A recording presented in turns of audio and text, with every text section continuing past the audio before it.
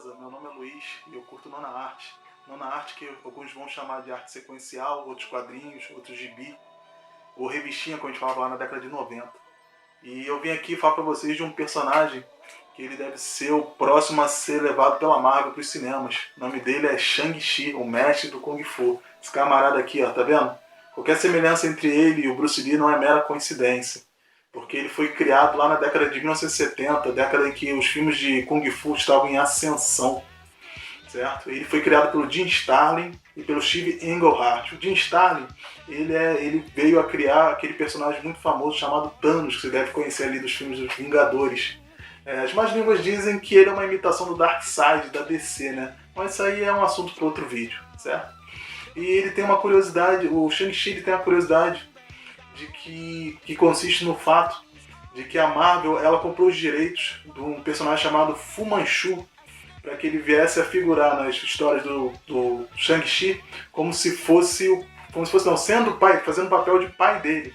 Esse personagem Fu Manchu foi criado por Sex Homer na primeira metade do século XX e ele era um personagem muito popular, né, em romances policiais e chegou também a entrar no mundo do cinema também, ver alguns filmes também com esse personagem.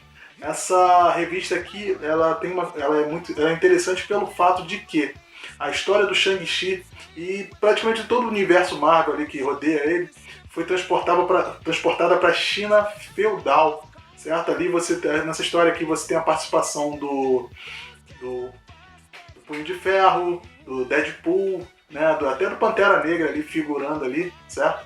E o que acontece? Ela consiste no fato de que existem 13 casas, certo? 13 escolas de Kung Fu que disputam ali o poder na região de Kunlun. E o que acontece? De 13 em 13 anos, essa disputa é feita através de um combate, né? De 13 em 13 anos o governo muda e tem que haver essa disputa para ver quem vai ser o próximo governante. Ele é filho do governante atual, né? Chamado Zheng Zu.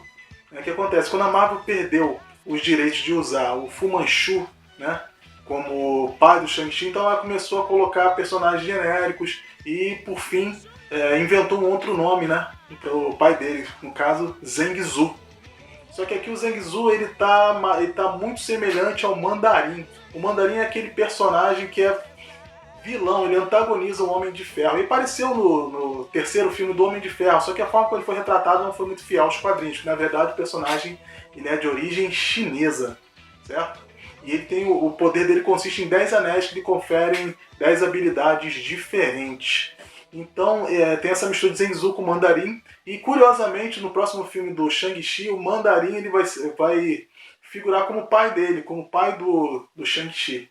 Certo? Então essa revista aqui ela é muito interessante, ela tem um desenho muito...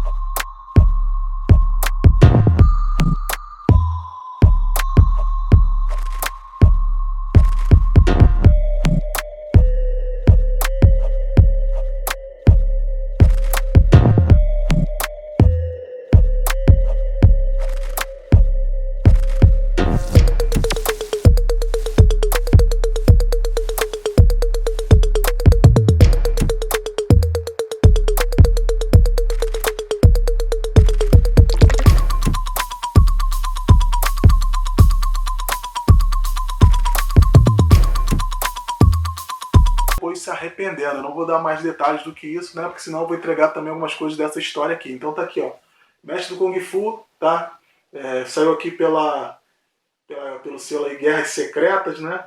Que foi aquele crossover, aquele evento que teve aí, né? Pessoal que quiser dar uma olhada nessa revista aí, acho que não encontra mais em banca. Né? Dá uma olhadinha no Sebo, na Amazon, dá uma vasculhada aí na internet aí. Tá beleza? Mestre do Kung Fu, Guerras Secretas. Tá bom, galera? É isso aí. Fica na paz, fiquem com Deus. E tá dado o recado. Obrigado aí pela atenção.